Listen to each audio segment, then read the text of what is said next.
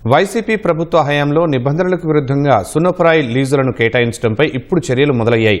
ఆ లీజుల రద్దు దిశగా కూటమి ప్రభుత్వం తొలి అడుగు వేసింది. ఆ లీజును ఎందుకు రద్దు చేయకూడదో వివరణ ఇవ్వాలంటూ అసోసియేటెడ్ సిమెంట్ కంపెనీస్కి నోటీసులు ఇచ్చింది. జగన్ సతీమణి భారతి డైరెక్టర్గా ఉన్న భారతీ సిమెంట్ కార్పొరేషన్కు చెందిన 2 లీజులు, రామ్కో సిమెంట్స్కు చెందిన ఓ లీజుకు ఈ వారంలో తాకీదులు ఇచ్చేందుకు ప్రభుత్వం సిద్ధమైంది.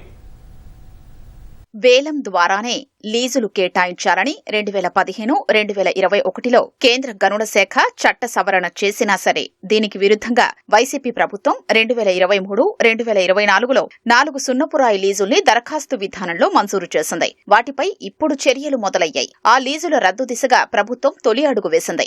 అసోసియేటెడ్ సిమెంట్ కంపెనీస్ ఏసీసీ దక్కించుకున్న సిమెంట్ గ్రేడ్ సున్నపురాయి లీజు రద్దుకు ప్రభుత్వం నోటీసు జారీ చేసింది. లీజు పొందిన విధానం నిబంధనలకు విరుద్ధమని, ఆ లీజును ఎందుకు రద్దు చేయకూడదో వివరణ ఇవ్వాలంటూ ఏసీసీకి ఇచ్చిన నోటీసులో పేర్కొంది. 2 వారాల్లో వివరణ ఇచ్చాక ఆ లీజు రద్దుపై ప్రభుత్వం నిర్ణయం తీసుకోనుంది.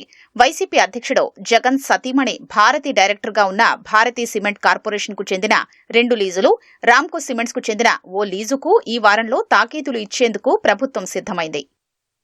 వైఎస్సార్ కడప జిల్లా మైలవరం మండలంలోని 6 గ్రామాల పరిధిలో 997.08 హెక్టార్లు అంటే సుమారు 2463 ఎకరాల్లో సున్నపురాయి లీజుకు ఏసీసీ దరఖాస్తు చేసుకోగా దానికి 2010లో లెటర్ ఆఫ్ ఇంటెంట్ ఎల్ఐఓ ఇచ్చారు.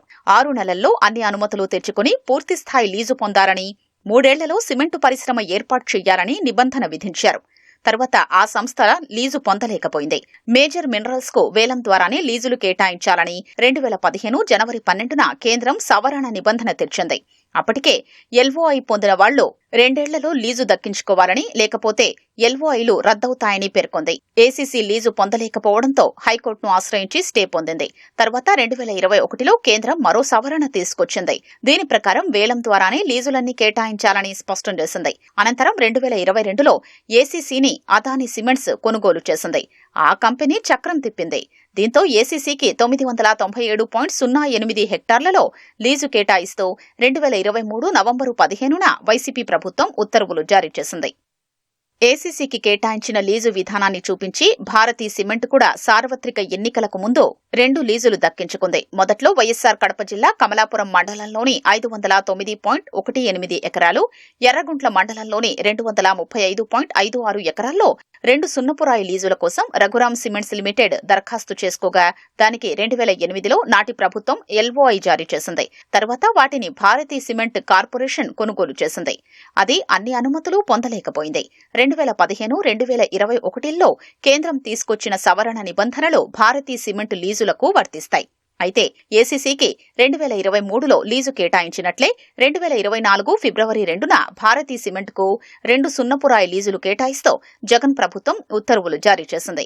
2024 మార్చిలో ఎన్నికల షెడ్యూల్ వెలువడగా దానికి నెల ముందు భారతీ సిమెంట్కు లీజులు మంజూరయ్యాయి.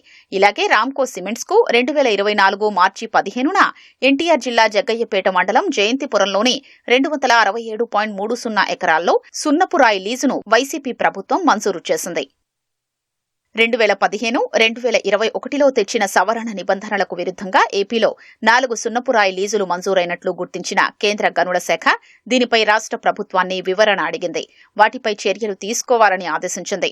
ఏపీ ప్రభుత్వం అన్ని అంశాలు పరిశీలించి న్యాయ సలహా తీసుకుంది. నిబంధనల ప్రకారం ఆ లీజులు రద్దు చేయాలని తేల్చారు. దీంతో ఇప్పుడు తొలుత ఏసీసీకి నోటీసిచ్చారు. 2 వారాల్లో ఆ సంస్థ వివరణ ఇచ్చాక కేంద్ర నిబంధనల ప్రకారం ఆ లీజును రద్దు చేస్తూ ఆదేశాలు ఇవ్వనున్నారు. భారతీ సిమెంట్కు చెందిన 2 లీజులు, రామ్కో సిమెంట్కు చెందిన ఓ లీజుకు ప్రభుత్వం ఇదే అమలు చేయనుంది. ఈ 4 లీజులు రద్దయ్యాక ఆ వివరాల్ని కేంద్ర గనుల శాఖకు తెలియజేయనున్నారు. తరువాత ఆ లీజు ప్రాంతాలకు ఈ వేలం నిర్వహించనున్నారు. వచ్చే మార్చి నాటికి ఈ ప్రక్రియ పూర్తి చేయాలని భావిస్తున్నారు.